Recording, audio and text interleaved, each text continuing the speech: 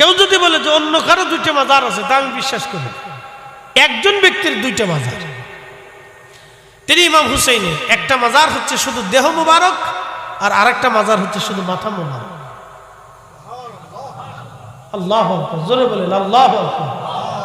মিথ্যার কাছে মাথা নত না করে এক অকুতোভয় বীর, যিনি আহলে বাইত রাসূল ইমাম হুসাইন, মিথ্যার কাছে যিনি মাথা নত করেন নাই, অকুতোভয় বীর।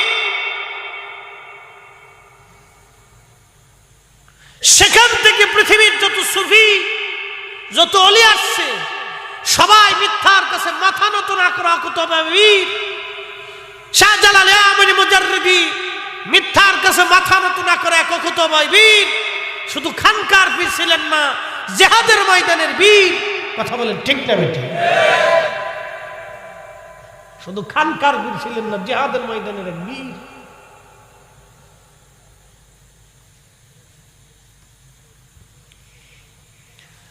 এ মুসলমান, খুব মনোযোগ দিয়ে, কষ্ট হচ্ছে আপনাদের? আওলাদে রাসূল ইমাম হুসাইনের দুইটি মাজার। একটা মাজার হচ্ছে দেহ মোবারক কারবালার ময়দানে, এই মাজারের কথা বলি, তারপরে মাথা মোবারকের কথা বলবো। ওনার পবিত্র দেহ থেকে মাথা কেটে ফেলে দেয়া হলো, মাথা মোবারক আলাদা করা ফেলে দেয়া হলো। বুঝতে পারতেছেন কত নির্মমতা, কত ভয়াবহতা। সেই দিন কেউ করে নাই, হিন্দু করে নাই, বৌদ্ধ করে নাই, খ্রিস্টান করে নাই, ইহুদিরা করে নাই, শিখেরা করে নাই, অন্য কোনো ধর্ম জাতির লোকেরা করে নাই। সেই খণ্ড বিখণ্ড দেহ যারা করেছিল তারা মুসলমান নামধারী। এই মুনাফিকের গোষ্ঠী ইসলামের এত পরিমাণে অপূরণীয় ক্ষতি করেছে যা বলার বোধবাহীর মতো। ইসলাম ও মুসলমানের এত পরিমাণে ক্ষতি তারা করেছে যা আপনি হিসাব কষে কোনোদিন টের করতে পারবেন না, যা অন্য অন্য ধর্মের লোকেরাও পারে নাই, যেটা নামধারী মুসলমানরাই ক্ষতিটা করে দিয়েছে। যদি উপমহাদেশে সুফি সাধক আল্লাহর ওলিরা না আসতেন, তাহলে আমরা দিন পাইতাম না, ইসলাম পাইতাম না। আজকে সেই ওলিরা হইছে বেদাতি, আজকে তারাই হইছে মাজার পূজারি, তারাই হইছে শিরকি। তারা আজকে বেদাতি বেদাতি হয়ে গেছে। একবার জোরে বলা যাবে কি নাউজুবিল্লাহ? আজকে এত বছর পরে এই ট্যাগ আমাদের ঘাড়ে আসতেছে। হাজির, ইমাম হুসেন রাদিয়াল্লাহু আনহুর পবিত্র দেহ মুবারক ওরা নিয়ে কারবালার ময়দানে মাটি খনন করে দাফন করলো। তারা দাফন করার পরে তারা ওই এলাকার যত ইয়াজিদি সৈন্য ছিল সবাই মিলে ফোরাত থেকে পানি আনলো। পানি এনে পানি দিয়ে পুরা কারবালার মাঠ সয়লাভ করে দিল পানি দিয়ে। বলে কারণ কি? পানি মেরে মেরে তারা পোড়া মাঠ সমান করে দিল। ইমাম হুসাইনের পবিত্র মাজার কোন জায়গা আছে যাতে কেউ টের করতে না পারে, সেই জন্য পানি দিয়ে পোড়া মাঠ সমান করে দিয়ে দেওয়া হলো। আহা, কত বড় নির্মমতা, কত বড় পৈশাচিকতা তাদের সাথে জুলুম করা হয়েছিল। কত কঠিন জুলুম সেদিন তাদের সাথে করা হলো। পানি দিয়ে সারা কারবালার মাঠ ভরে দেওয়া হলো। হুসাইন রাদিয়াল্লাহু আনহুর পবিত্র মাজার যাতে কেউ কোনোদিন খুঁজে না পায়, ওরা পানি মেরে সারা কারবালার মাঠ সমান করে দিয়ে চলে গেল। চলে যাওয়ার পরে একজন বেদুইন, তিনি মরুভূমি থেকে সংবাদ পাইলেন কয়েকদিন পরে হুসাইন নাই, কারবালায় হুসাইন শহীদ হয়ে গেছে। এই কথা শুনিয়া বেদুইন সুদূর মরুভূমি থেকে রওনা হয়ে গেছে।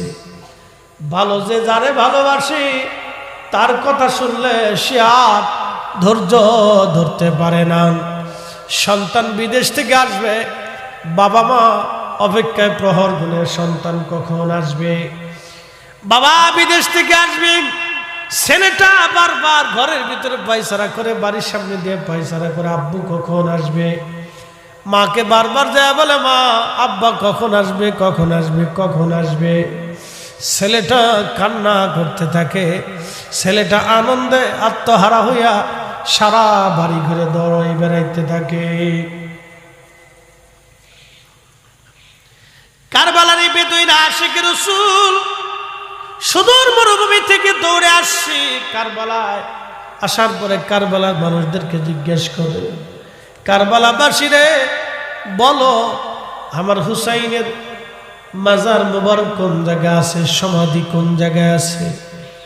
কারবালার মানুষ বলতেছে, শোনো গো বেদুইন, তিনার মাজার কোন জায়গায় আছে বলতে পারবো না, কারণ হলো তাকে সমাহিত কইরা ওরা পানি দিয়ে একবারে সারা কারবালার মাঠ সমান করে দিয়ে গেছে।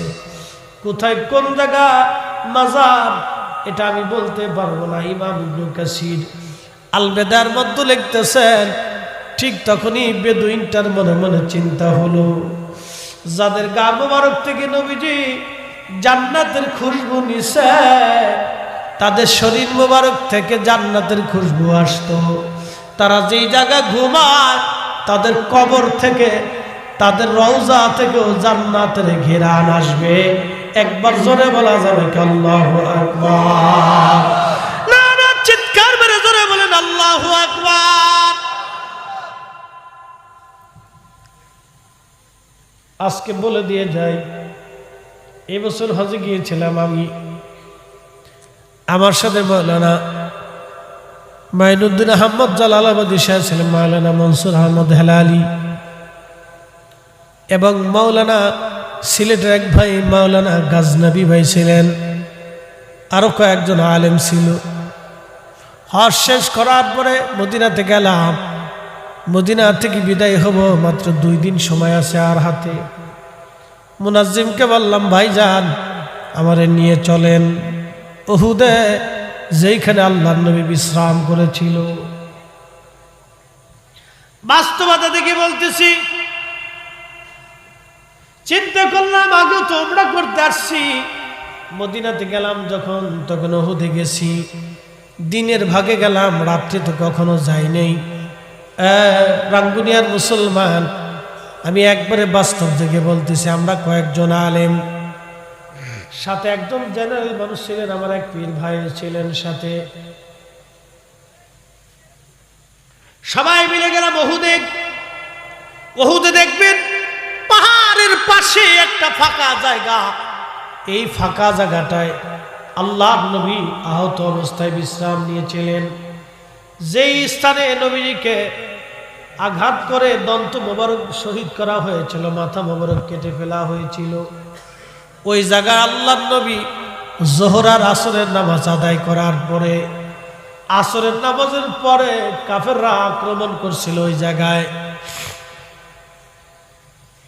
ওইখানে এখন একটা ছোট্ট মসজিদ করে রাখা হয়েছে, যেখানে নবী নামাজ পড়েছিলেন যোহর আর আসর উহুদের যুদ্ধের দিন। ওই জায়গায় একটা ছোট্ট মসজিদ আছে। ওখান থেকে ওই ফাঁকা জায়গা পাহাড়ের একবারে কাছে 10 মিনিট 15 মিনিট সময় লাগবে। আল্লাহর নবী ওইখানে আহত হওয়ার পরে সাহাবীরা এবং ফেরেশতারা নবীজিকে ধরে নিয়ে ওই পাহাড়ের মাঝখানে ফাঁকা জায়গায় নিয়ে বিশ্রামে রাখলেন। আমি আমার যিনি হজের গাইড মুনাজ্জিমকে বললাম, ভাইজান রাত্রিবেলা যাব। তিনি বললেন, চলেন রাত্রি যাই। তো এই বছরে ওই তার কাটা সহ ঘিরে রাখা ছিল, তার কাটাগুলি কেটে ফেলা দেওয়া হয়েছে। চিন্তা করলাম সুবর্ণ সুযোগ, রাত্রিবেলা পুলিশ থাকে না, আমরা গোপনে যাব। গোপনে আমরা 5-6 জন আলেম ওলামা সহ গেলাম। আল্লাহর কসম করে বলতেছি ভাইজান, যখন রাত্রিবেলা পাথর বেয়ে বেয়ে উপরে উঠতে লাগলাম, যেখানে আল্লাহর নবী বিশ্রাম করেছেন উহুদের যুদ্ধের দিনে, সেই পাথরের ফাঁকা জায়গা সিমেন্ট দিয়ে ওরা ঘিরে ফেলেছে। মাঝখানে জানালার মতো একটু জায়গা কেটে রেখে দিয়েছে, বাকিটা সিমেন্ট দিয়ে ঘিরে রাখা। যাতে ভিতরে কেউ যেতে না পারে।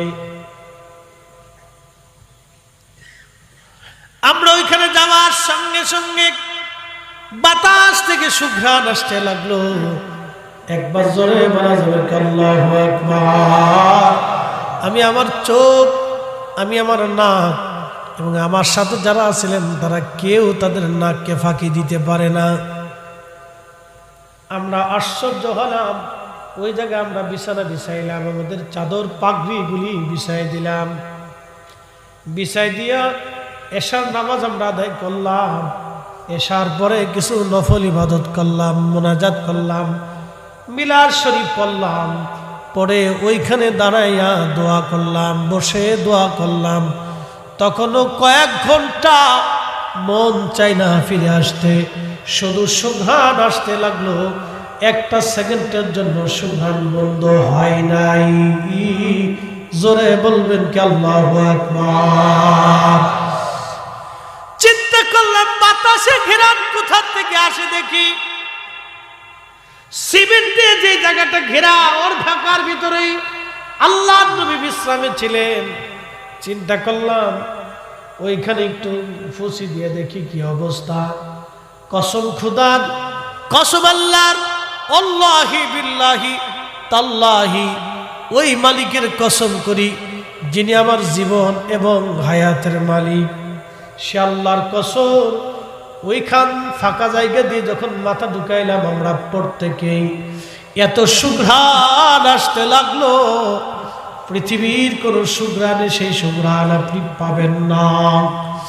এত সুঘ্রাণ আসতে লাগলো, এত সুঘ্রাণ জীবনে কোথাও পাবেন না। মুয়াজ্জিন বললেন, ফরিদি সাহেব, এখানকার যে সুঘ্রাণ আজকে পেলাম, আমি বহুদিন হজের গাইড, হজের লক্ষ লক্ষ হাজি, হাজার হাজার হাজি আমি হজ করাইছি। আজকে এখানে যে সুঘ্রাণ পাইলাম, একই সুঘ্রাণ আমি আর এক জায়গা থেকে পেয়েছি। সেটা বাইতুল আকসাতে আমার নবীজি যে পাথর মোবারকে কদম মোবারক রেখে বোরাকের পিঠে সওয়ার হয়েছিলেন, সেই বাইতুল আকসাতে পাথরে যে ঘিরাত, এই উহুদেও সেই একই ঘিরাত। একবার জোরে বলবেন কি সুবহানাল্লাহ। শ্রেষ্ঠ নবী দিলাম রে তরিয়ে নিতে রোজ হাসুরি, পথ না ভুলি তাই তো দিলে পাক কুরআনের বাণী। খোদা তোমার মেহেরবানি, সুন্দর ফল সুন্দর ফল, মিঠা নদীর পানি,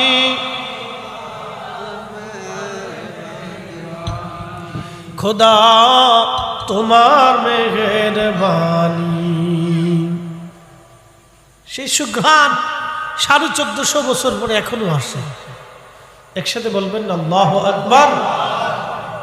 আমার বাস্তবতা থেকে বলতেছি, আমি দিনে গেছি কিন্তু সুঘ্রাণ পাইনি। ওই হাজে আমি দিনেও গেছি, এবছর হাজে আমি দিনেও গেছি। দিনে আমি আর একজন প্রিন্সিপাল সাহেব গেছিলাম, সিলেট বিশ্বনাথ আলিয়ার প্রিন্সিপাল মহোদয়, উনি আর আমি আরো কয়েকজন একসাথে দিনে গেছিলাম। প্রিন্সিপাল সাহেব আর আমরা একসাথে, ফেন্সুগঞ্জ আলিয়ার ভাইস প্রিন্সিপাল আর বিশ্বনাথের প্রিন্সিপাল, আমরা একসাথে ছিলাম হজে, এক রুমে সবসময় থাকছি। মদিনাতেও মক্কাতে একসাথে হজ করছি। তো প্রিন্সিপাল মহোদয় এবং আমি একসাথে দুইজন গেছি, কিন্তু দিনে সুঘ্রাণ পাইনি। রাতে যখন গেছি তখনই সুঘ্রাণ আসছে। 1450 বছর পরেও সুঘ্রাণ আসে। আমার রসুলের সুঘ্রাণ 1450 বছর পরেও আসে। একসাথে বলবেন আল্লাহু আকবার। আহা, যদি আমরা বুঝতাম। তো ওই বেদুইনের চিন্তা, যার শরীর মোবারক থেকে নবীজি জান্নাতের ঘ্রাণ নিতেন, তো তিনি শহীদ হয়েছেন যে মাটিতে, অবশ্যই সেই মাটির থেকে সুঘ্রাণ আসবে। তো সে কারবালা থেকে বিভিন্ন জায়গা থেকে সুঘ্রাণ নিচ্ছে মাটি, নিতে নিতে নিতে নিতে ইমাম হুসেইন রাদিয়াল্লাহু আনহুর পবিত্র বারগাহ মাজার মোবারক যেখানে আসছে, ওখান থেকে মাটি নেওয়ার সাথে সাথে দেখতেছে মাটির ভিতর থেকে আল্লাহর বেহেশতের ঘেরান আসতেছে। ইমাম ইবনে কাসির আল বিদায়াতে লিখছেন সেই ঘেরান তিনি পুরা রওজা শরীফ সুলতান কারবালা হুসেইন রাদিয়াল্লাহু আনহুকে যেখানে সমাহিত করা হলো পোড়া মাটি থেকে উনি সুঘ্রাণ নিলেন, সেখানে তিনি কবর চিহ্নিত করলেন। একটা কবর মুবারক রওজা মুবারক হুসেইন রাদিয়াল্লাহু আনহুর এখনো আছে। মাথা নিয়ে গেল না,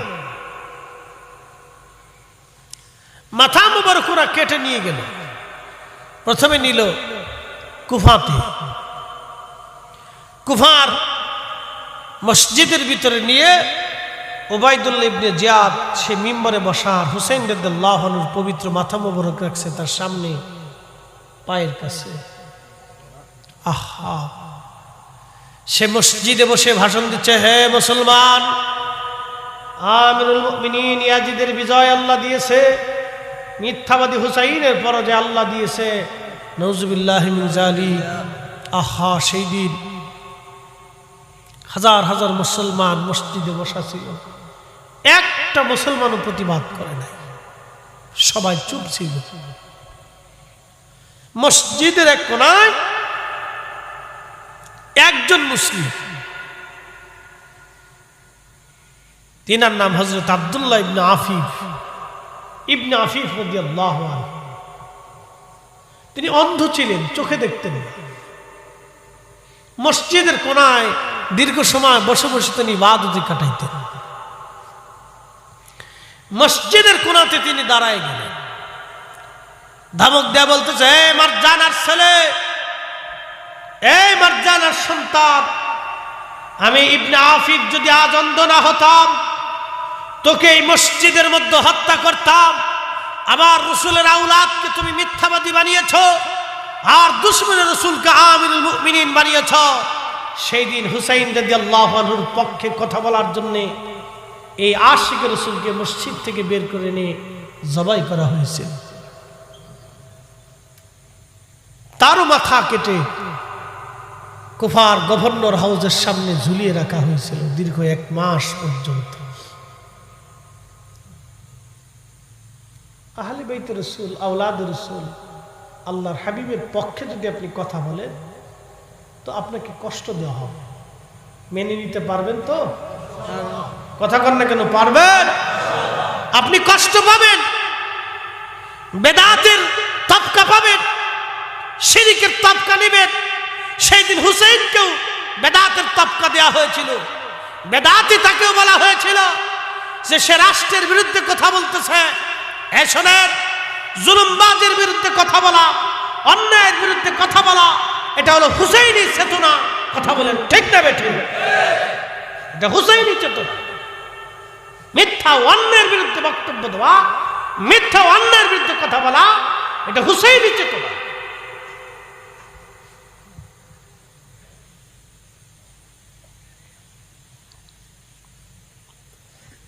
প্রিয় উপস্থিতি, আহলে বাইত রাসূল হুসাইন রাদিয়াল্লাহু আনহু পবিত্র মাথা সেদিন নিয়ে যাওয়া হলো সিরিয়াতে। ইয়াজিদ হুকুম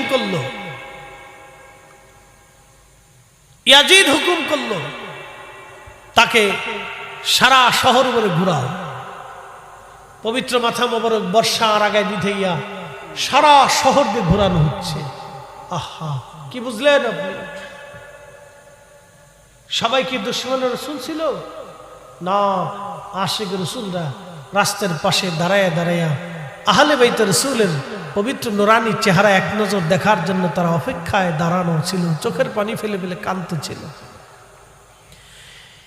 একজন আশিক রাসূল ওই পবিত্র মস্তকের পাশে দাঁড়ায়া তিনি কোরআনের তেলাওয়াত করলেন, আম হাসিবতা আন্না আসহাবাল কাহফি ওয়ার রাকিমি কানু মিন আয়াতিনা আযাবা।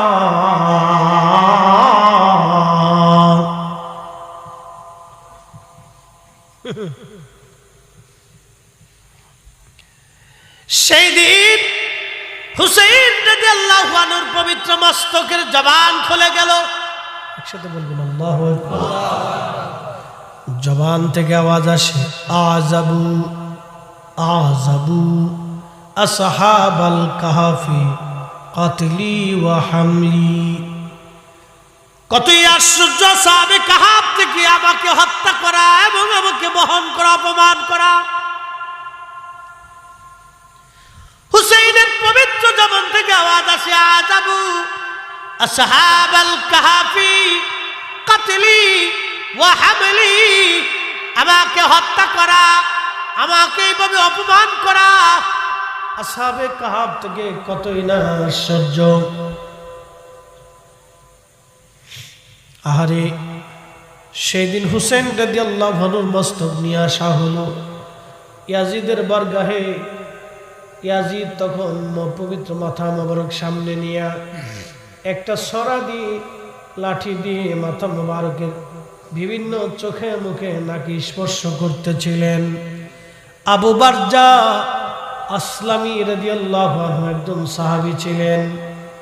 আবু বারজা আসলামী সেদিন চোখের পানি ছেড়ে দিয়ে বলল, ইয়াজিদ রে, তোমার লাঠি সরাও। আমি রাসূল কারীমের সাহাবী বলতেছি, আমি কতবার দেখেছি যে মুখে তুমি লাঠির আঘাত করো, এই মুখের মধ্যে নবী চুমা লাগাইতে, যে চোখে তুমি লাঠির আঘাত করতেছ, আমি বারজা আসলামী কতবার দেখেছি চোখে কপালে ওই মুখে রহমতের নবী চুমা লাগাইতো। ওনার মাথা মোবারক নিতে নিতে পরিদর্শন হতে হতে বর্তমানে গাজার নাম ছিল আসকালান। এই আসকালান শহরে হুসেন রাদিয়াল্লাহু আনহুর মাথা মোবারক সমাহিত করা হলো। 530 হিজরি খ্রিস্টানরা গাজা, আসকালান, ফিলিস্তিন দখল করে নিয়ে নিল। 530 হিজরি এই ফিলিস্তিন খ্রিস্টান ক্রুসেডাররা দখল করে নিয়ে নিল।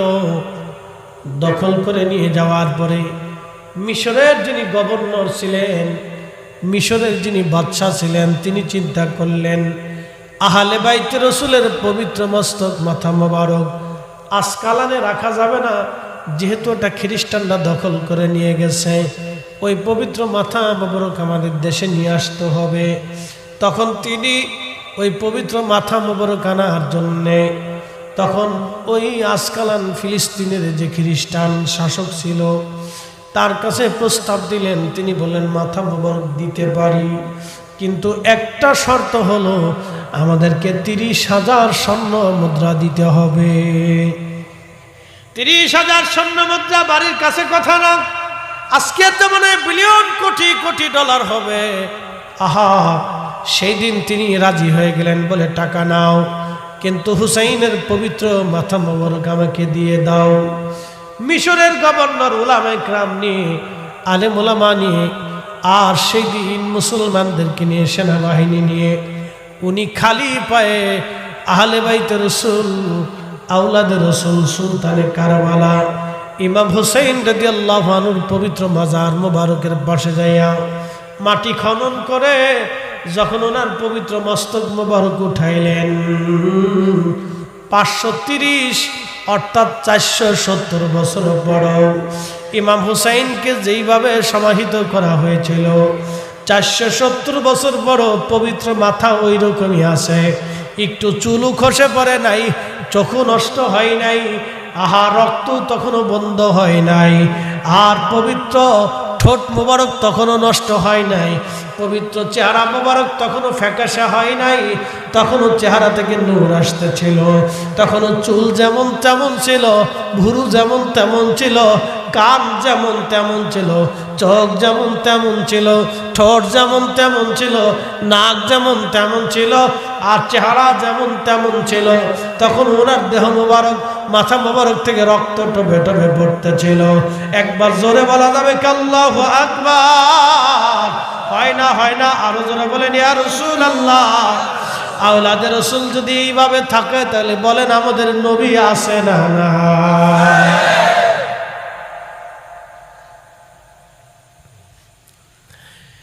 সেই পবিত্র মাথা মোবারক মিশরের বাচ্চা খুব সম্মানের সাথে আলিশান মর্যাদা দিয়ে বর্তমান মিশর আল আজহার বিশ্ববিদ্যালয়ের সামনে পাশে তাকে সমাহিত করা হলো। মিশর আল আজহার বিশ্ববিদ্যালয়ের পাশেই তাকে আর সমাহিত করা হলো। দুইটা মাজার পৃথিবীতে, আর একটা পবিত্র দেহ মোবারকের মাজার, আর একটা মাজার পবিত্র মাথা মোবারকের মাজার। দুই জায়গায় কোটি কোটি মুসলমান জিয়ারতে যায়। তাহলে বলেন হুসাইনের পরাজয় হয়েছে না ইয়াজিদের? হুসাইন পরাজিত হয় নাই। ইমাম হুসাইন কিয়ামত পর্যন্ত স্মরণে বরণে হৃদয়ে হৃদয়ে মুসলিমদের হৃদয়ে হৃদয়ে থাকবে। আর কিয়ামত পর্যন্ত মুসলমানদের হৃদয়ে ইয়াজিদ ঘৃণার পাত্র হয়ে থাকবে। কথা বলেন ঠিক কিনা? তার অর্থ আওলাদে রাসূল তিনি শিখিয়ে গেছেন, আমার নানার উম্মত, তোমরা বাতিল বেদিন মিথ্যার কাছে কখনো তোমরা মাথা নত করবে না। রাঙ্গুনিয়ার সুন্নি মুসলমান আজকে আমরা বুঝে যাবো এখান থেকে, আমরাও কোনোদিন আহলে সুন্নাতুল জামাতের ব্যানারে আমরা কোনোদিন মিথ্যার কাছে মাথা নত করব না। কথা বলেন ঠিক না বেঠে? বুঝতে কি কোনো অসুবিধা হলো? ইতিহাস জানার খুব প্রয়োজন। কোরআন বলেন ওয়ালা তাকুলু লিমান ইয়াকতালু ফি সাবিলিল্লাহি আমওয়াত, যারা আল্লাহর পথে জীবন দেয় নবী গো তাদেরকে মরা বলতে বলবেন না। উম্মতকে শিখিয়ে দেন যারা আল্লাহর পথে জীবন দেয় তারা মরা না। বাল আহইয়াউন ইনদা রাব্বিহিম বাল আহইয়াউ ওয়ালাকিন লা তাশউরুন, বরং তারা জিন্দা জিন্দা জিন্দা, তোমরা সেটা অনুধাবন করো না, বুঝতে পারো না। বাল আহইয়া, তারা জিন্দা। আমার রাসূল জিন্দা না মুর্দা? কথা কর না কেন? আসেনি কোরআনের এই ফয়সালা যে বাল আহইয়া, তারা জিন্দা। একসাথে বলেন তারা কি? জোরে বলেন তারা কি? আমার ফয়সালা না আল্লাহর? বাল আহইয়া, তারা জিন্দা। তা আমার রাসূল কি? কথা কর না, রাসূল কি? কোরআন ফয়সালা দিচ্ছে, আমাদের আর ফয়সালার দরকার নেই। বাল আহইয়া, তারা জিন্দা। এই যে তারা জিন্দা, 1450 বছর আগে কোরআন বলল, 470 বছর পরে সেটা বাস্তবে প্রমাণ হলো ইমাম হোসেনকে দিয়ে। 470 বছর পরেও মাটির ভিতরে ফিলিস্তিনের আসকালানে, বর্তমানে গাজাতে ইমাম হুসেন রাদিয়াল্লাহু আনহু সেম ওই মাথা মোবারক, চেহারা মোবারক, চুল মোবারক ওইরকমই পাওয়া গেল।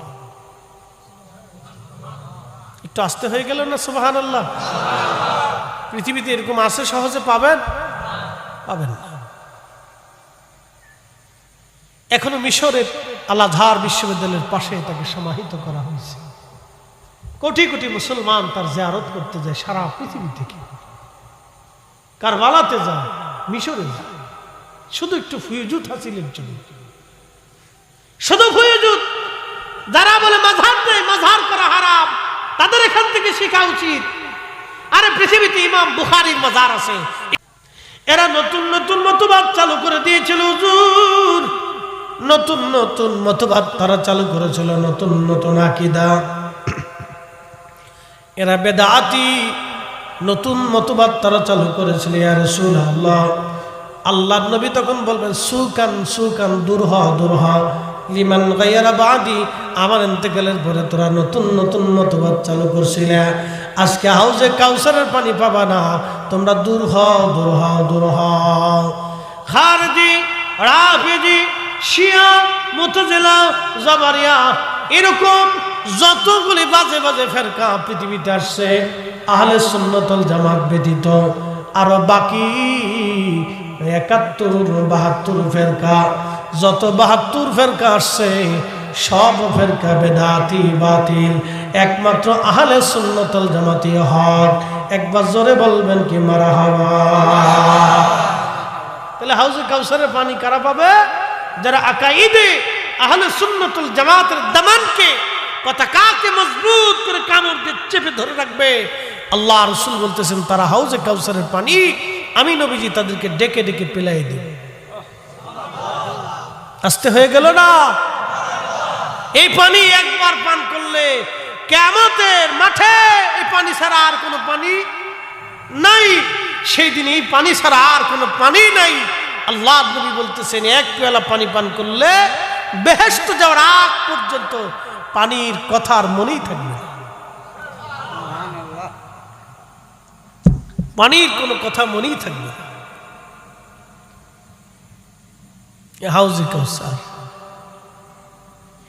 তো ফেরেশতা পানির পেয়ালা নিয়ে দাঁড়ালো, বলে পানি দাও, বলে পানি দিতে হবে, বিনিময় দিতে হবে। বলে বিনিময় কোথায় পাবো? বলে বিনিময় ছাড়া আমি পানি কিভাবে দেব? বলতেছে আমার কাছে তো কোনো বিনিময় নাই, আমি তো আজ একবার অর্থ শূন্য আল্লাহর দরবারে চলে আসছি। বলে তোমার যে 500 বছরের আমল আছে, নেকি আছে, ওটা দিয়ে দাও। কত বছরের নেকি? 500 বছরের নেকি আছে, ওই নেকি তুমি আমারে দিয়ে দাও। তখন ওই আল্লাহর বান্দা ডাক দিবে, আল্লাহর বান্দারে 500 বছরের নেকি তোমারে দিলাম, পানির পেয়ালা তুমি আমারে দিয়ে দাও। পানির পেয়ালা নিয়ে আল্লাহর বান্দা পানি পান করে কলিজা ঠান্ডা করবে। তখনই আল্লাহ ডাক দিবে, বান্দা কিরে বান্দা, এক পেয়ালা পানির বিনিময়ে 500 বছরের নেকি তুমি বিক্রি করে দিলাম। আমি যে বলছিলাম আমার রহমতের কারণে তোমার মাফ করছি, তুমি এক পেয়ালা পানির জন্য 500 বছরের নেকি বিক্রি করে দিলা। বান্দা আজকে দুনিয়াতে তোমার 500 বছর ধরে কত ফল খাওয়াইলাম, খাবার খাওয়াইলাম, রিজিক খাওয়াইলাম, সূর্যের আলো দিলাম, পৃথিবীর আলো দিলাম, চাঁদের আলো দিলাম, আবহাওয়া দিলাম, গরম দিলাম, ঠান্ডা দিলাম, পানি দিলাম, মাছ খাওয়াইলাম, ফল খাওয়াইলাম, রিজিক খাওয়াইলাম। বান্দারি 500 বছর ধরে তোমার যত রিজিক খাওয়াইছি কোন রিজিকের হিসাব আজকে নিব না। তুমি 500 বছর ধরে আমি তোমার পানি পান করাইলাম, আজকে দুনিয়ায় এক পেয়ালা পানির হিসাব দিয়ে আজকে জান্নাতে চলে যাও। এক পেয়ালা পানির হিসাব দাও। তোমারে কত পানি খাওয়াইছি 500 বছরের, এত বছরের হিসাব লাগবে না, শুধু এক পেয়ালা পানির হিসাব দিয়ে তুমি জান্নাতে চলে যাও। বান্দা সেজদায় পড়ে তখন কাঁদতেছিল, ইয়া রাব্বি আপনি আমারে মাফ করে দেন, বুঝছি আমল নেকি দিয়ে জান্নাতে যাওয়ার কোনো রাস্তা নাই। আল্লাহ আপনার রহমত ছাড়া সম্ভব না। মালিক আপনার রহমতের কারণে আল্লাহ আপনি আমারে মাফ করে দিয়েছেন। আমরাও চাই আল্লাহ তার পেয়ারা নবী রহমতের নবীর খাতিরে আল্লাহ আমরাও যেন মাফ করে দেয়। তাহলে আজকের মিলাদুন নবীর মাহফিল ওই রহমতের নবীর কারণে সাজানো হয়েছে। কি কথা কর না কেন, ঠিক কিনা? ও রহমতের নবীর কারণে মাহফিল আজকে সাজানো হয়েছে।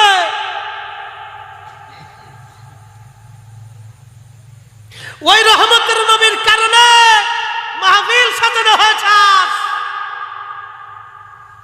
আপনার কাছে খারাপ লাগতেই পারে, কিচ্ছু আসে যায় না, তবে হাসরের মাঠ বড় ভয়াবহ।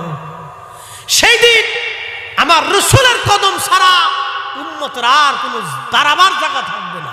কি কথা কন না, ঠিক কিনা? সেই দিন আমার রাসূল কারীমের কদম মুবারক ছাড়া উম্মতের আর কোথাও দাঁড়ানোর জায়গা থাকবে না। আপনাকে এগুলো বুঝে যেতে হবে। সেই দিন আমার নবীর কদম মুবারক ছাড়া উম্মতের আর দাঁড়ানোর কোনো জায়গা নেই। তাহলে আপনি বলেন এই মাহফিল দরকার আছে? আমি আসতে বলছি, আপনি কি আসতে বলবেন? একসাথে বলেন মাহফিল প্রয়োজন আছে। জীবনের শেষটুকু দিয়ে হলেও এই মাহফিল রক্ষা করতেই হবে, রাসূলের ইশকের বাহ্যিক প্রমাণ দিতেই হবে। কথা বলে ঠিক না? আল্লাহ কবুল করুক বলে না আমি। আমার মা বোনেরা যারা আমার কথা শুনছেন খুব মনোযোগের সাথে শুনবেন। আল্লাহ রহমতের আশা করতে হবে। কার রহমত? এই জন্য আল্লাহ রাসূল বলছেন বেশি বেশি ইস্তিগফার করো, আল্লাহর দয়ার আশা করবেন। দয়া এত জীবনের পানি, এই যে ফরিদি সাহেব পানির ঢোক গিলেছে, আল্লাহ যদি জিজ্ঞেস করে তুমি পানি পান করছো, নির্মল বিশুদ্ধ পানি আমি তুমি তো তোমারে পান করাইছি, বান্দা পানি খেয়ে তুমি কি করছো, আমার এক পেয়ালা পানির হিসাব দাও, এটা বুঝিয়ে দাও আমাকে। বলেন আমার পক্ষে সম্ভব হবে? আপনার পক্ষে সম্ভব হবে? জীবনের 60 বছর পর্যন্ত আল্লাহ কত রিজিক খাওয়াইলেন। আমার এই বয়স 40 বছরের জীবনে আল্লাহ কত রিজিক আমাদেরকে খাওয়াচ্ছেন, কত খাবার আল্লাহ দিচ্ছেন। শোনেন, আজকে একটা কথা বলি, শান্তি কার পক্ষ থেকে আসে? কোটি টাকা দিয়ে এটা পাবেন না। আমাদের দেশে যারা মানুষের অর্থ মেরে খায় তাদের ঘুম হয় না। কি হয় না? যারা মানুষের রিজিক নষ্ট করে অর্থ মেরে খায় তাদের ঘুম হয় না, তারা ওষুধ খেয়ে ঘুমায়। যারা মানুষ হত্যা করে তারা ঘুমাইতে পারে না, তারা ওষুধ খেয়ে নেশা করে তারপরে ঘুমায়, মদ পান করে ঘুমায়, এমনি ঘুমাইতে পারে না। আল্লাহ তাদের চোখ থেকে ঘুম কেড়ে নিয়েছে, কারণ তারা মানুষের ঘুম কেড়ে নিয়েছে। যারা গরিব মানুষের হক মেরে দেয়, অর্থ মেরে দেয়, রিজিক মেরে দেয়, তারা অনেক মানুষের চোখের পানি ঝরায়। এরা জানে না কত গরিব মানুষ নিভৃতে চোখের পানি ফেলে, এরা বুঝে না। আপনি জানেন আমার দেশের বহু মানুষ এখনো দারিদ্র সীমার নিচে বাস করে। বহু মানুষ, আপনি যদি দেখতে চান তো উত্তরবঙ্গে চলে যাবেন। আহা, দারিদ্রতা যে কত কঠিন, অভাব যে কত কঠিন, তাদের ঘরের দুয়ারে দাঁড়াইলে বুঝতে পারবে। দারিদ্র সীমার নিচে মানুষ বাস করে। এই দুমুঠো খাবার যদি আপনি তাদের ঘরে পৌঁছাইতে পারেন, তারা মহা আনন্দ হয়, খুশিতে আপ্লুত হয়। অনেক মা খাবারের কষ্টে মাহে রমজান আসলে অনেক কষ্ট করে, ভালো ইফতার করতে পারে না, ভালো কিছু খাইতে পারে না। এই জন্য যারা গরিবের হক নষ্ট করে তারা ঘুমাইতে পারে না, কারণ তারা মানুষের ঘুম কেড়ে নেয়। আল্লাহ তাদের চোখ থেকে ঘুম কেড়ে নেয়, পরে নেশা করে ঘুমায়। ওটা তো ঘুম না, ওটা অজ্ঞান হয়ে পড়ে থাকে, বুঝছেন না? নেশা করে, বড়ি খায় তারপরে ঘুমায়। এক একটা বড়ির দাম 18 টাকা, 280 টাকা, 500 টাকাও আছে। এটা খাইয়ে তারপরে ঘুমায়, ঘুম হয় না। যারা মানুষ হত্যা করে তাদের ঘুম হয় না, কারণ তারা অনেক মানুষের ঘুম কেড়ে নিছে, তার প্রিয়জনের ঘুম সে কেড়ে নিছে, সন্তানের ঘুম নিছে, মায়ের ঘুম কেড়ে নিছে, স্ত্রীর ঘুম কেড়ে নিছে। এই জন্য তার ঘুম আসে না। আল্লাহ ঘুম কেড়ে নিয়েছে, ওই ওষুধ খাইয়া নেশা করে তারপরে ঘুমায়। আল্লাহ শাস্তি আছে। কে বলছে আল্লাহ শাস্তি নেই? দুনিয়াতেও আল্লাহ শাস্তি দেয়। কে বলছে আল্লাহ শাস্তি না? অবশ্যই শাস্তি আছে। আপনি অন্যায় করবেন, যদি মাফ না চান, শাস্তি অবশ্যই আছে।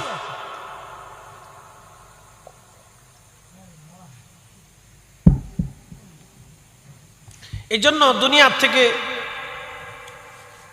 আল্লাহ আমাদেরকে যে হালত দিছে এটা শুকরিয়া আদায় করতে হবে। যতটুকুন পরিমাণ অর্থ রিজিক দিছে শুকরিয়া আদায় করবেন। যা আল্লাহর সামনে পাবেন খাবেন, আলহামদুলিল্লাহ বলে সন্তুষ্ট চিত্তে খাবেন, মনের আনন্দ নিয়ে খাবেন, যে আল্লাহ তুমি আমার এই খাবারটা দিছো, আমার চেয়ে তো কত মানুষ সে তো আল্লাহ তুমি না খাইও রাখছো। কি কথা ঠিক কিনা? তুমি আমার দিছো, শুকরিয়ার সাথে খেয়ে ফেলবেন। খাবারে খুদ ধরবেন না। অন্য কেউ খাবার দিলে তার প্রশংসা করবেন, তার খাবারে খুদ ধরবেন না। অনেক সময় দেখা যায় বিয়েতে বা অনুষ্ঠানে দাওয়াত দিলে খাবার কমতি পড়লে অনেকে বেজার হয়, ঠিক আছে না? তো খাবার দিতে পারবি না, দাওয়াত দিছিস কেন? বেজার হয়ে যায়, রাগারাগি করে, ছাটাফাটা করে। বাংলাদেশ এমন এক আজগুবি দেশ, বিয়ের খাবার নিয়ে মারামারি করে মারার হয়। হ্যাঁ, ব্রাহ্মণবাড়িয়া থেকে কয়েক মাস আগে হয়েছে, আর জামালপুরে হয়েছে। তা আমি মনে করি বিয়ের বাড়িতে খাবার নিয়ে যারা মারামারি করে মার্ডার করে ওদের খাওয়ানো সে কুত্তা খাওয়ানো ভালো। কি ঠিক আসতে বলেন, জোরে বলেন। ওরে খাওয়ানো চাইতে কি খাওয়ানো বলো? কুত্তা খাওয়ান। ও মানুষ না, খাবার নিয়ে মারামারি করে কুত্তা। খাবার নিয়ে মারামারি করে কিসে? কুত্তা। মানুষ খাবার নিয়ে মারামারি করতে পারে না। খাবার একটু কম হলো, একটু কম পদ হলো মন খারাপ করতে, শুকরিয়া করতে, আল্লাহ তুমি দিচ্ছ আলহামদুলিল্লাহ। সাহেবে দাওয়াত ইচ্ছা অনুযায়ী চেষ্টা করছে ভালো খাবার খাওয়ানোর জন্য, সে যতটুকু পারছে আলহামদুলিল্লাহ। কি কথা ঠিক কিনা? এই মানসিকতা আমাদের তৈরি করতে হবে, শুকরিয়া দেন আলহামদুলিল্লাহ, কোনো ঝামেলা নেই। আল্লাহ আমাদের প্রত্যেকের তৌফিক দান করুন, বলে না আমিন। তাহলে কার রহমত? আল্লাহর রহমত। জোরে বলেন কার রহমত? আল্লাহর রহমত। আল্লাহ কোরআনের আয়াতে বলেছেন, قل يا عبادي الذين اسرفوا على أنفسهم لا تقنطوا من رحمة الله। হাবিব বলে দেন, হে আমার বান্দারা, জীবনে নফসের সাথে যত জুলুম করেছো, অন্যায় করে ফেলছো, চিন্তার কোনো কারণ নাই, ভয়ের কোনো কারণ নাই। আমি আল্লাহর রহমত থেকে তুমি নিরাশ হও না। জোরে বলবেন কি মারহাবা। তুমি রহমান, তুমি মেহেরবান, তুমি রহমান, তুমি মেহেরবান। অন্ধ গাহে না শুধু তোমার গুণগান, অন্ধ গাহে না শুধু তোমার গুণগান। বুঝেও বুঝে না তবু শান, তুমি রহমান, তুমি মেহেরবান।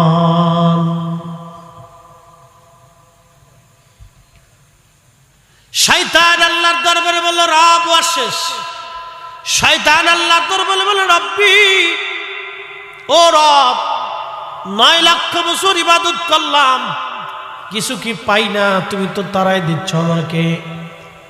আল্লাহ রাব্বুল আলামিন বললেন, হ্যাঁ কি চাও তুমি? বলে আল্লাহ আমি 9 লক্ষ বছর ইবাদত করলাম, এর বিনিময়ে তুমি আমারে কিয়ামত পর্যন্ত হায়াত দাও। আল্লাহ বলেন তা দিলাম, আর কি চাও? বলে রব্বি তামাম পৃথিবী তাসররুফ করব।